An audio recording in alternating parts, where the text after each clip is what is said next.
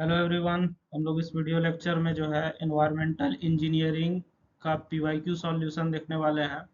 ये question paper हमारा जो है 2024 का क्वेश्चन पेपर है और बीयू पटना का क्वेश्चन पेपर है। ठीक है, तो हम लोग जो है ना यहाँ से कुछ लॉन्ग क्वेश्चन देख लेते हैं। Explain any 3 methods of estimating the future population of A city. Population, इसको मतलब आसान भाषा में अगर समझिएगा तो पॉपुलेशन फोरकास्टिंग जो होता है हमारा, ठीक है, उसका कोई भी 3 मेथड आपको जो है बताना है यहाँ पे। ठीक है, तो सबसे सिंपल हमारा क्या है, अर्थमेटिक मेथड। ये तो सब कोई जानता है, अर्थमेटिक मेथड। ठीक है, दूसरा हमारा क्या है सर, ज्योमेट्रिक।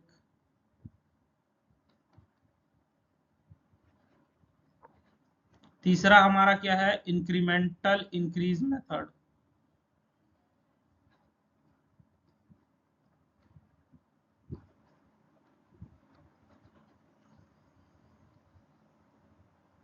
बात समझ में आ गया। ठीक है, तो ये तीनों मेथड हम लोग जो है यहाँ पे देखने वाले हैं। तो हम लोग जो है, और इसमें साथ साथ क्या मेंशन कर दिया क्वेश्चन में ये भी मेंशन कर दिया, what are their relative merits. अब किसका क्या मेरिट है ये 3 मेथड का, ये भी आपको बताना है साथ में। बात समझ में आ रही है, किस मेथड का क्या मेरिट है ये भी बताना है। ठीक है, तो चलिए हम लोग जो है यहाँ से एक एक करके देखते हैं, एक एक करके समझते हैं। और एक चीज का आप ध्यान रखिएगा, वीडियो हमारा जो है ना 2-3 पार्ट में बना हुआ है। आप सारा पार्ट जरूर देख लीजिएगा, पार्ट 1, पार्ट 2, पार्ट 3, ये सारा देख लीजिएगा। एग्जाम से पहले जो है ना सारा पार्ट देख लीजिएगा, काफी इंपॉर्टेंट रहेगा। ठीक है, अगर आपको ऑडियो का इशू हो रहा है तो आप जो है ईयरफोन का प्रयोग कर लीजिएगा। चलिए यहाँ से हम लोग जो है आगे बढ़ते हैं और एक एक करके सबका आंसर देखना शुरू करते हैं। तो हमारा पास जो है सबसे पहला मेथड क्या, पॉपुलेशन फोरकास्टिंग का सर। पॉपुलेशन फोरकास्टिंग का सबसे पहला मेथड क्या है, अर्थमेटिक इंक्रीज मेथड है। समझ गए ना। ठीक है, अर्थमेटिक इंक्रीज मेथड का प्रिंसिपल क्या है, assume constant numerical increase in assumes constant numerical increase in population.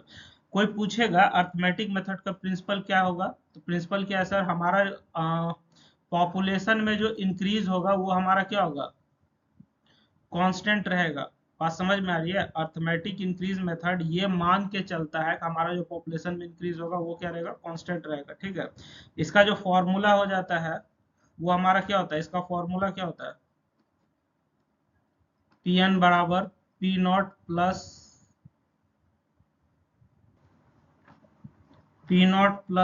N X bar हो जाता है। तो यही हमारा क्या है, अर्थमेटिक में इंक्रीज मेथड का फॉर्मूला है सर। प्रेजेंट पॉपुलेशन को पी नॉट से दिखाते हैं, एवरेज इंक्रीज को एक्स बार से दिखाते हैं, और नंबर ऑफ डिकेट्स को हम लोग स्मॉल एन से दिखाते हैं। तो ये फॉर्मूला हो गया हमारा। बात समझ में आ गई। अब इसका हम लोग जो है मेरिट डिमेरिट भी देख लेते हैं।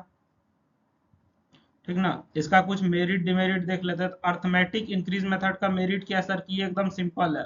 तुम ऐसे भी अगर इंजीनियरिंग में इन्वायरमेंटल इंजीनियरिंग पढ़ना शुरू करोगे, सबसे पहले यही चीज बताएगा और तुमको खूब मजा आ रहा होगा, तो सर ये कैलकुलेट करना भी आसान होता है। बात समझ में आ रही है, इसलिए तुमको मजा आ रहा था। और ये कहाँ पे सुटेबल है सर, पुराना शहर जिसमें कि ग्रोथ हमारा क्या है, स्लो है। बात समझ में आ रही है, अब कोई शहर एकदम तेजी से बस रहा है तो उसमें जो है ये मेथड सुटेबल नहीं रहेगा।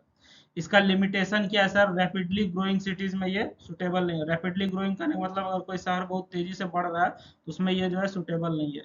दूसरा हम लोग बात करेंगे किसका सर, ज्योमेट्रिक इंक्रीज मेथड का। तो ज्योमेट्रिक इंक्रीज मेथड किस प्रिंसिपल पे काम करता है सर, कि पॉपुलेशन हमारा इंक्रीज करेगा कांस्टेंट परसेंटेज रेट पे। बात समझ में आ रही है, पॉपुलेशन जो हमारा इंक्रीज करेगा वो कांस्टेंट परसेंटेज रेट पे इंक्रीज करेगा। तो दोनों का प्रिंसिपल आपको याद रखना है। बात समझ में आ रही है, पहला का प्रिंसिपल क्या है कि पॉपुलेशन इंक्रीज जो है वो न्यूमेरिकली कांस्टेंट रहेगा। दूसरा का क्या है सर, कि पॉपुलेशन इंक्रीज करेगा सर एक कांस्टेंट परसेंटेज रेट पे। बात समझ में आ गई। और इसमें फ्यूचर पॉपुलेशन का क्या फॉर्मूला होता है, इसमें होता है पी एन बराबर present population P not into 1+r/100 पर पावर एन, यही फॉर्मूला होता है। बात समझ में आ गई, जिसमें पी नॉट हमारा क्या है, प्रेजेंट पॉपुलेशन है, r/100, आर हमारा क्या है सर, आर हमारा एवरेज परसेंटेज ग्रोथ है। ठीक है, एन नंबर ऑफ डिकेट्स हो जाएगा। तो इस तरीके से इसका फिर फॉर्मूला आपको हम बता दिए हैं। अब यहाँ से इसका जो है हम लोग क्या देख लेंगे सर, मेरिट देख लेंगे, क्योंकि क्वेश्चन में हमको मेरिट पे भी चर्चा करने का है सर। तो इसका मेरिट हमारा क्या हो जाएगा, दो मेरिट आपको बता रहे हैं। पहला ये जो है रैपिडली डेवलपिंग सिटीज के लिए सुटेबल है, मतलब जो शहर बहुत तेजी से बढ़ रहा है उसमें ज्योमेट्रिक लगेगा, जो शहर बहुत धीरे धीरे बढ़ रहा है उसमें क्या लगेगा, अर्थमेटिक मेथड लगेगा। ठीक है, उसके बाद जो है ये हमको रियलिस्टिक एस्टिमेट देता है इंडस्ट्रियल टाउन के लिए। इंडस्ट्रियल टाउन कहने का मतलब हो गया जैसे नोएडा है, बात समझ में आ रही है, नोएडा बहुत तेजी से हमारा जो है ग्रो किया, अब तो कम हो गया है, पहले स्टार्टिंग में कुछ दिन पहले ना बहुत तेजी से ग्रो कर रहा था। तो नोएडा शहर जब बना था तो उसमें हम लोग क्या लगाते, ज्योमेट्रिक इंक्रीज मेथड लगाते। तो जो शहर बहुत तेजी से ग्रो कर रहा है या फिर जहां इंडस्ट्रियल एरिया बहुत तेजी से ग्रो कर रहा है वहां पे हमारा क्या लगेगा, ज्योमेट्रिक इंक्रीज मेथड लगेगा। बात समझ में आ गई। चलिए, इसका लिमिटेशन क्या है sir, may over estimate population in long term forecasting. अगर लंबे समय तक का फोरकास्टिंग कीजिएगा तो हो सकता है आपको जरूरत से ज्यादा पॉपुलेशन बता दे, जो कि थोड़ा प्रॉब्लम का बात है इसमें। चलिए, अगला मेथड जो है हमारा वो क्या है, इंक्रीमेंटल इंक्रीज मेथड है। ठीक है, अगला मेथड जो है हमारा क्या है, इंक्रीमेंटल इंक्रीज मेथड है। बात समझ में आ गई। तो इंक्रीमेंटल इंक्रीज क्या प्रिंसिपल पे काम करता है सर, इसमें हमारा एवरेज इंक्रीज भी होता है और इंक्रीमेंटल इंक्रीज भी होता है, इसमें दोनों चीज रहता है। बात समझ में आ गई। चलिए, इसका मेरिट का अगर बात कर लिया जाए सर, अच्छा इसका फॉर्मूला आपको नहीं बताया, इसमें हमारा जो है फॉर्मूला हो जाएगा पी एन बराबर P not plus N X bar. ठीक है, इसमें क्या बोले कि दो चीज रहता है, एवरेज इंक्रीज रहता है, ठीक है, दूसरा इंक्रीमेंटल इंक्रीज रहता है। तो P not plus N X bar जोड़ N into N plus one by two Y bar. बात समझ में आ गई। ठीक है, तो ये जो आपका है पहला वाला एवरेज इंक्रीज वो कौन बताएगा, ये वाला बताएगा। इंक्रीमेंटल इंक्रीज कौन बताएगा, यहाँ से पता चलेगा। बात समझ में आ रही है। तो यहाँ से आप देख लीजिएगा इसको, ये एक्स बार जो है ये एवरेज इंक्रीज बताता है, यहाँ पे वाई बार हमारा इंक्रीमेंटल इंक्रीज बताता है। बात समझ गए ना, तो ये हमारा फॉर्मूला है।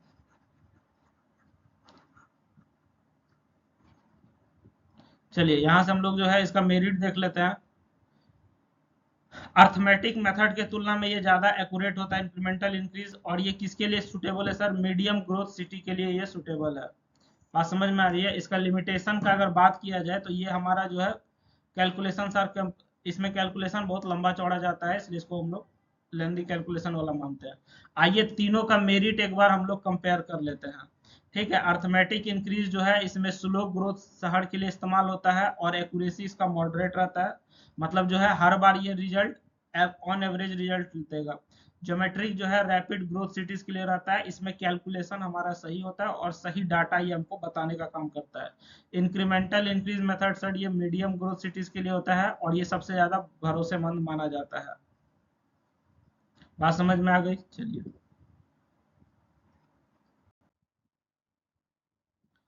अगला हमारा क्या है, अ, अगला सवाल क्या कहता है, a city has following recorded population. ठीक है, एक शहर है उसका 3 साल का पॉपुलेशन दिया हुआ है, 51 का, 71 का, 91 का। बात समझ में आ रही है, 20 साल का गैप है, ये चीज आप ध्यान रखिएगा। ठीक है, आपको क्या निकालना है, सेचुरेशन पॉपुलेशन निकालना है और एक्सपेक्टेड पॉपुलेशन क्या होगा 2011 का वो निकालना है, मतलब अगले 20 साल के बाद पॉपुलेशन क्या होगा वो भी आपको निकालना है। और सैचुरेशन पॉपुलेशन कब होगा, सैचुरेशन पॉपुलेशन मतलब कि मैक्सिमम लेवल कब चला जाएगा पॉपुलेशन का, ठीक है, कितना होगा वो आपको बताना है। बात समझ में आ रही है। तो इस तरह का क्वेश्चन हमारा सॉल्व किससे होता है, लॉजिस्टिक कर्व मेथड से होता है। ठीक है, यानी कि लॉग का कर्व ड्रॉ करना पड़ता है, तब जाके ये सैचुरेशन पॉपुलेशन हमारा निकलता है। बात समझ में आ रही है। तो चलिए इसका हम लोग देख लेते हैं। सबसे पहले हम लोग क्या इस्तेमाल करेंगे सर, लॉजिस्टिक कर्व मेथड इस्तेमाल करेंगे, तब जाके ये कैलकुलेट होगा हमारा। हमको क्या क्या चीज दिया हुआ है हम लोग लिख लेते हैं। हमको सर क्या दिया हुआ है, हमको जो है ना दिया हुआ है पॉपुलेशन जो है 51 में क्या था, 71 में क्या था और 91 में क्या था। अब यहाँ पे हम लोग जो है सेचुरेशन पॉपुलेशन निकालने का क्या फॉर्मूला इस्तेमाल करते हैं, तो पी एस बराबर होता है 2P1 P2 P3। ये फॉर्मूला हम लोग जो है इस्तेमाल करते हैं किसके लिए, सेचुरेशन पॉपुलेशन निकालने के लिए। पीएस से हम लोग सेचुरेशन पॉपुलेशन दिखाते हैं। बात समझ में आ गई। सब्सटीट्यूटिंग वैल्यूज, ये सब का वैल्यू हम लोग जो है सब्सटीट्यूट करेंगे तो हमारा क्या क्या आएगा, जैसे यहाँ पे P1 P2 का वैल्यू करेंगे ना, P1 का 50,000, P2 का 1,10,000, P3 का 1,60,000। ठीक है, तो यहाँ से हमारा जो है PS का वैल्यू क्या निकल के आएगा, आइए देखते हैं हम लोग। सारा डाटा हम लोग जो है P1 P2 P3 का पुट कर दिए हैं, इसको एक एक करके। ठीक है, P1 P2 P3 का डाटा यहाँ पे लिखा हुआ है। तो इसको जब आप कैलकुलेट कीजिएगा ना, तो देख लीजिएगा अपना अपना कैलकुलेटर में कैलकुलेट कीजिए। मेरा जो आंसर आ रहा है ना, वो 1,90,488 आ रहा है। ठीक है, ये हम अप्रोक्स में लिए हुए हैं, 1,90,488 आ रहा है। आप अपना कमेंट में बताइएगा आपका आंसर क्या आ रहा है। ठीक है, आप जो है कमेंट करके बताइएगा कि आपका जो है आंसर क्या आ रहा है। ठीक है, तब हमको पता चल जाएगा ना कि भाई हमारा कैलकुलेशन सही है कि गलत है। ठीक है, चलिए यहाँ से आगे बढ़ते हैं हम लोग।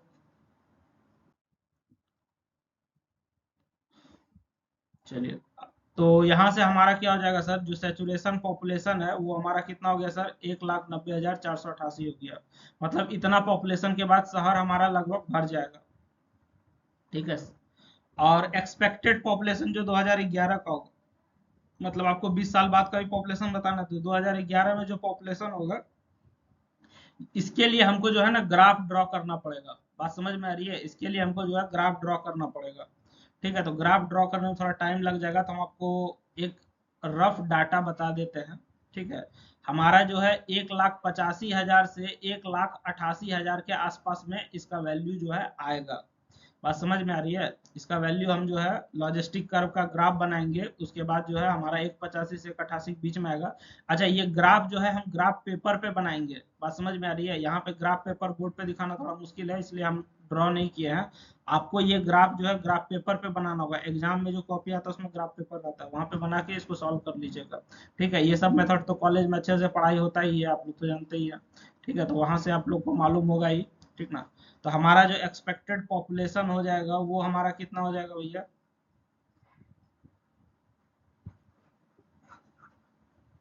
एक्सपेक्टेड पॉपुलेशन वही बोले 1,85 से 1,88 के बीच में हम लोग ले लेंगे, तो हम 1,85 मान लिया है। ठीक है, तो फाइनल आंसर जो इस क्वेश्चन का हमारा रहेगा वो क्या होगा सर, सेचुरेशन पॉपुलेशन, यहाँ पे 220 लिखा गया, ये गलती से हो जाएगा, 1,90,000 हो जाएगा। सेचुरेशन पॉपुलेशन क्या हो जाएगा, 1,90,488 हो जाएगा। ठीक है, और एक्सपेक्टेड पॉपुलेशन क्या होगा, 1,85,000 हो जाएगा। बात समझ में आ गई, चलिए ठीक है। जो जो समझ गया कमेंट, उस वीडियो को जो है लाइक कर देना, और कमेंट में थैंक यू लिख देना, चाहे समझ गया लिख देना। बात समझ में आ रही है, चाहे क्या लिख दोगे, समझ गया मैं। ठीक है, चलिए यहाँ से हम लोग जो है आगे बढ़ते हैं।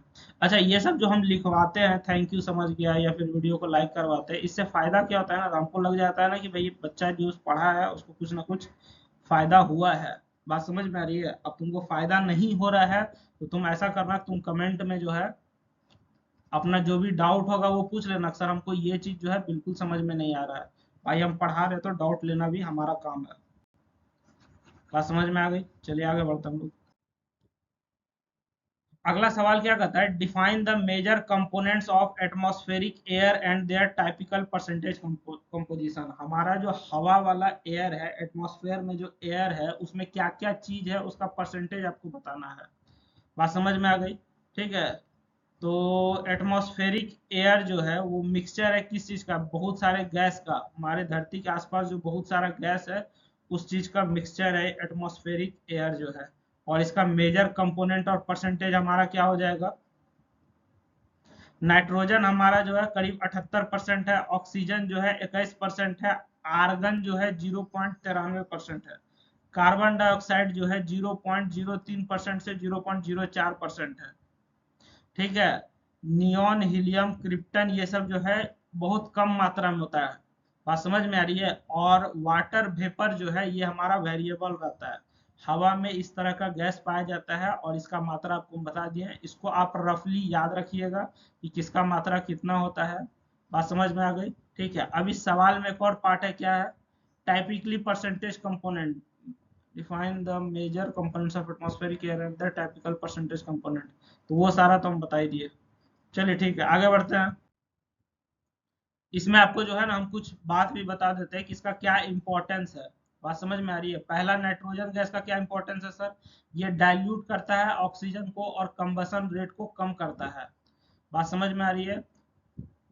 दूसरा हमारा ऑक्सीजन क्या करता है सर, ये जो है सांस लेने के लिए और कोई भी चीज जलाने के लिए बहुत ज्यादा इंपॉर्टेंट होता है।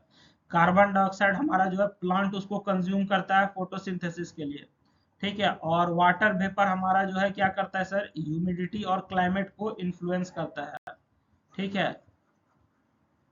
चलिए अगला सवाल क्या कहता है, अगला सवाल न्यूमेरिकल है, calculate the mass of nitrogen present in 10 metre cube of air at STP.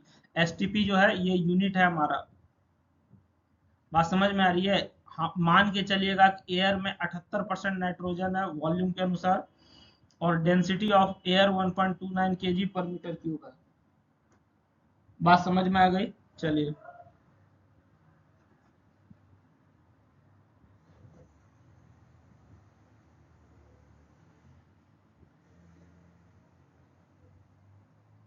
Volume of air जो है 10 मीटर क्यूब है, डेंसिटी ऑफ एयर 1.29 kg पर मीटर क्यूब है। ये सब क्वेश्चन में दिया हुआ हमको, यहाँ पे देखो डेंसिटी है, यहाँ पे वॉल्यूम ऑफ एयर हो गया, सॉरी यहाँ पे हो गया वॉल्यूम ऑफ एयर, ये नहीं है। उसके बाद हमारा जो नाइट्रोजन कंटेंट 78% है, ये रहा तुम्हारा 78% नाइट्रोजन, ठीक है। अब हम लोग जो है सबसे पहले इसका मास निकाल लेंगे, ठीक ना। मास निकाल लेंगे, मास निकालने के लिए फॉर्मूला क्या हो जाएगा, मास बराबर डेंसिटी इनटू वॉल्यूम, ये हमारा फॉर्मूला होता है, इसको आप याद रखिएगा। फ्लूइड में, सॉम में, सब जगह ये फॉर्मूला इस्तेमाल होता है, सॉइल में, सॉइल मैकेनिक्स में भी इस्तेमाल होगा, जियोटेक जिसको आप कहते हैं, तो ये सब जगह फॉर्मूला होगा। तो मास बराबर यहाँ से हम लोग निकाल लेंगे सर डेंसिटी गुना वॉल्यूम, ठीक है। डेंसिटी हमको 1.29 दिया हुआ है और वॉल्यूम हमको 10 दिया हुआ है, ये वैल्यू हमने क्या किया, पुट कर लिया, ठीक ना। चलिए तो हमारा जो है टोटल कितना निकल के आ जाएगा मास सर, हवा का मास कितना निकल के आ जाएगा, 12.9 kg हमारा जो है निकल के आ जाएगा सर, मास ऑफ एयर। अब हम लोग जो है नाइट्रोजन का मास निकालेंगे, ठीक है। तो नाइट्रोजन का जो मास होता है इसको कैसे निकाला जाता है सर, 78% नाइट्रोजन बाय वॉल्यूम। यहाँ पे क्वेश्चन में दिया हुआ है क्या कि जो हमारा वॉल्यूम है सर उसका 78%, तो हमारा वॉल्यूम हमारा क्या निकल के आया है, अच्छा अच्छा, 78% जो है यहाँ पे हमारा, देखिए यहाँ पे जो 78% नाइट्रोजन बाय वॉल्यूम लिखा हुआ है, मतलब इसमें जितना आपका रहेगा एयर, ठीक है, उसके वॉल्यूम का 78% निकल जाएगा। तो हमारा एयर सर निकल के आ गया 12.9 kg, तो इसके इसका हम लोग 78% लेंगे यहाँ पे, ठीक है। ये कंफ्यूज नहीं कीजिएगा, ऐसा ही क्वेश्चन बनेगा हमारा, ठीक ना। तो ये हो जाएगा 0.78 गुना 12.9, इसको कैलकुलेट कीजिएगा तो ये हो जाएगा 10.062 kg हो जाएगा। बात समझ में आ गई। तो यहाँ से हमारा क्या निकल के आ जाएगा, नाइट्रोजन निकल के आ जाएगा।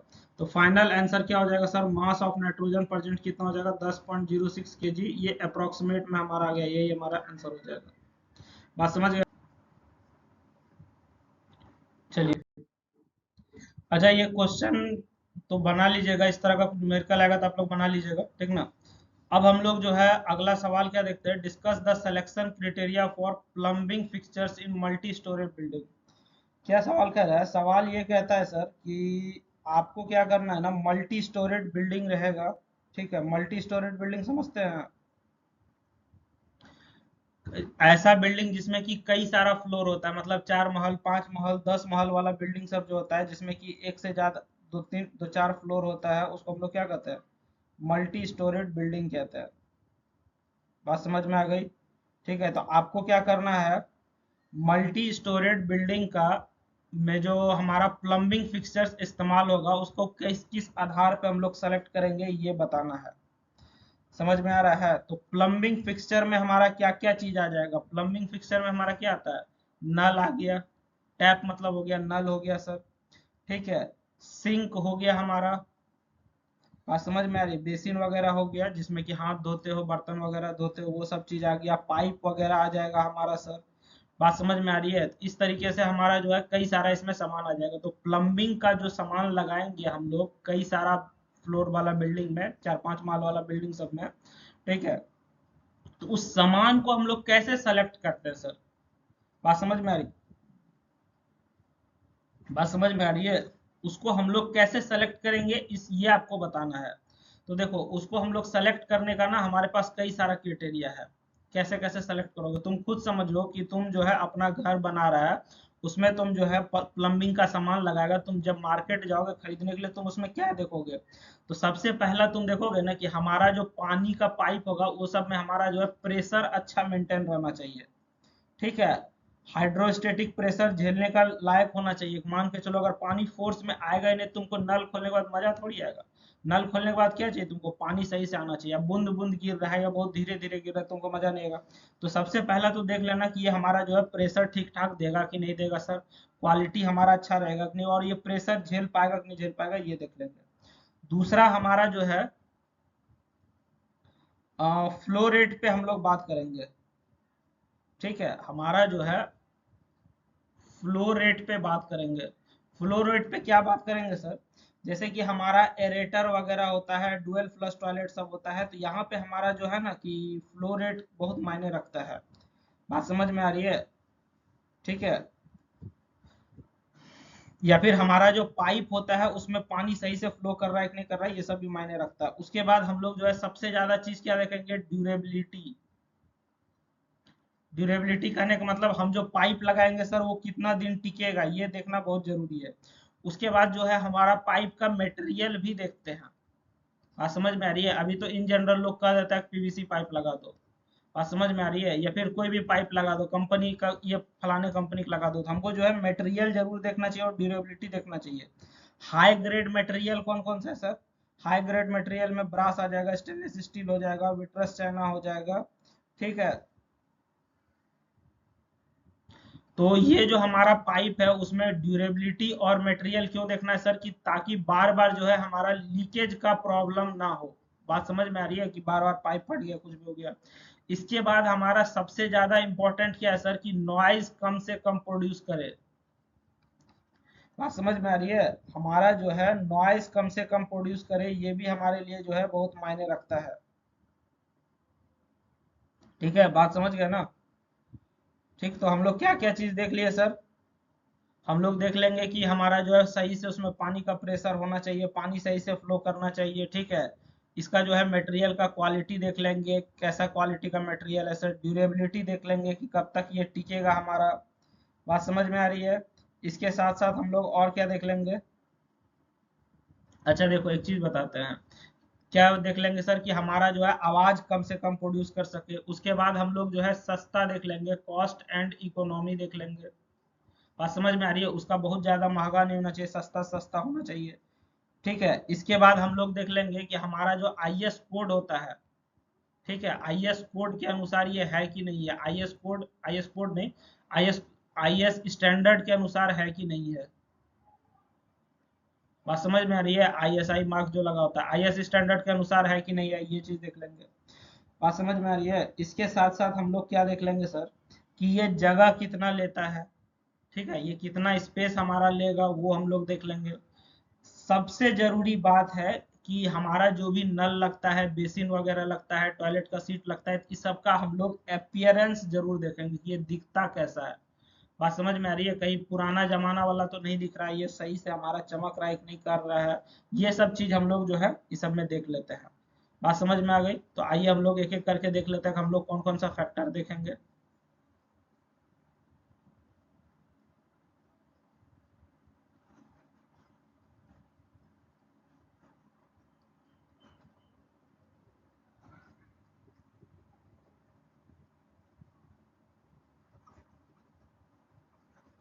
देखिए, इसका जो पीडीएफ है, बात समझ में आ रही है, वो आपको या तो ऐप पे मिल जाएगा, हमारा ऐप पे मिल जाएगा, या नहीं तो टेलीग्राम पे मिल जाएगा। आप दोनों जगह चेक कर लीजिएगा। बात समझ में आ रही है कहाँ पे अपलोडेड है? ठीक ना? ज़्यादा चांस है कि ये ऐप पे मिल जाएगा। और इसका लिंक जो है, ऐप और टेलीग्राम का लिंक आपको कहाँ मिलेगा? वीडियो के डिस्क्रिप्शन में मिल जाएगा।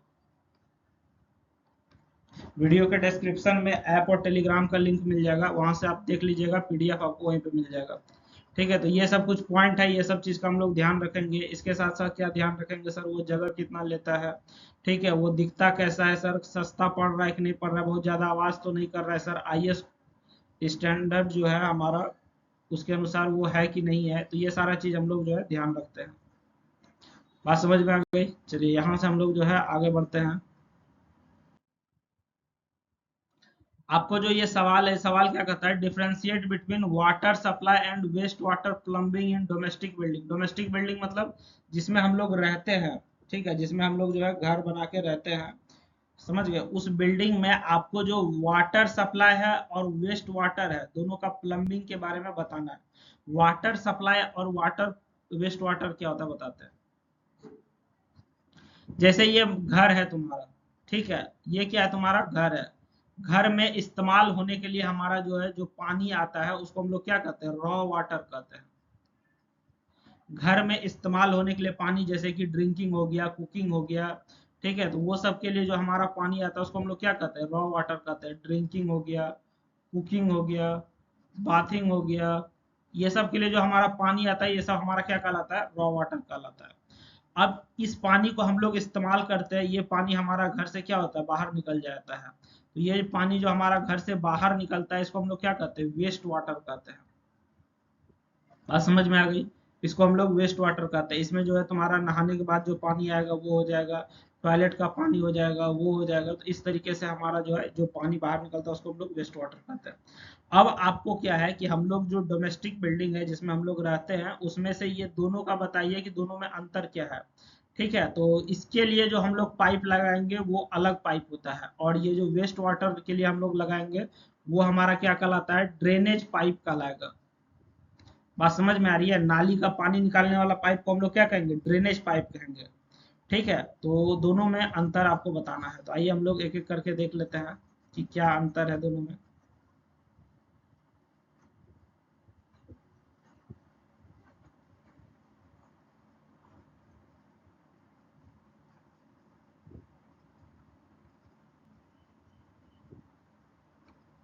पहला हमारा क्या है, वाटर सप्लाई के लिए जो प्लम्बिंग होगा और वेस्ट वाटर के लिए प्लम्बिंग होगा, दोनों में अंतर है।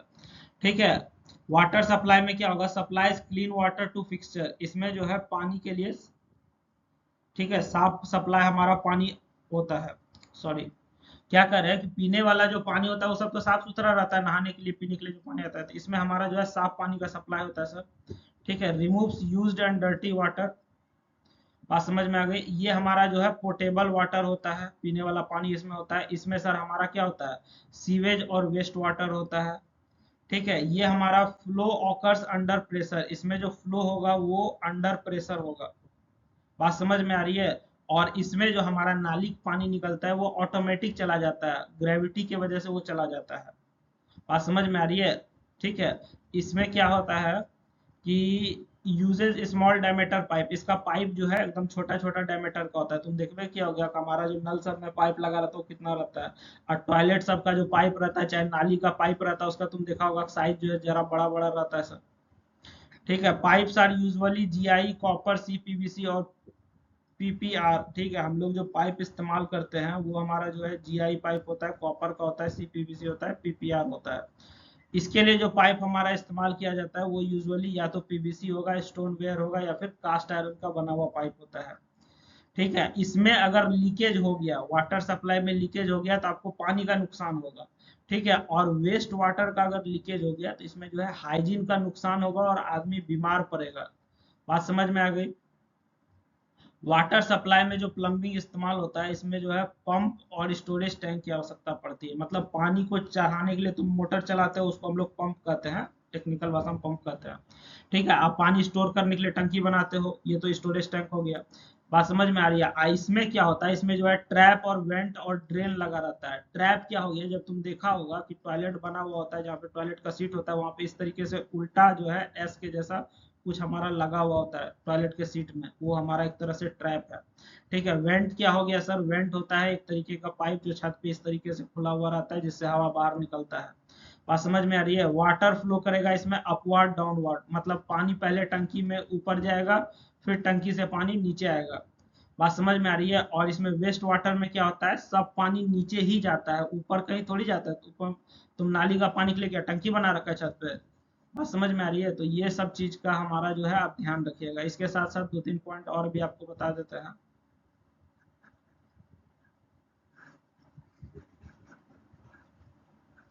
चलिए, अगला पॉइंट आप क्या ध्यान रखिएगा कि हमारा जो है इसको टंकी को साफ करना बहुत जरूरी है। पीने वाला पानी के लिए जो है हमारा जो सप्लाई है उसको हम लोग साफ करते रहते हैं, ठीक है। और इसमें जो हमारा होता है नाली वाला पानी के लिए, उसमें हमारा जो है सही से नाली का पानी सही से डिस्पोजल होना चाहिए और वेंटिलेशन का प्रॉब्लम नहीं होना चाहिए।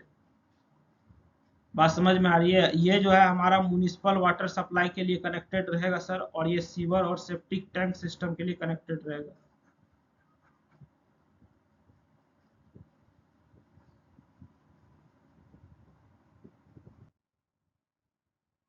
ठीक ना?